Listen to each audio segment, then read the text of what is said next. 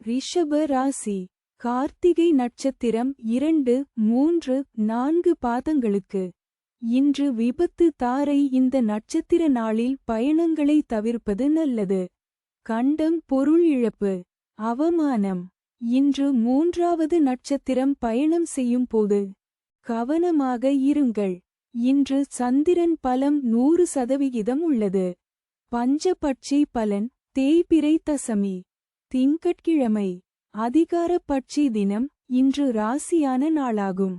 இன்று செய்யக்கூடிய காரியங்கள் வெகுகாலம் நிலைத்திருக்கும். காலை 8:24 மணி முதல் 10:48 மணி வரை.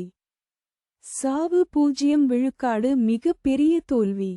இது உங்கள் பிறந்த நட்சத்திரம் இல்லை என்றால் உங்கள் நட்சத்திர பலன் முழு வீடியோவில் இருக்கும்.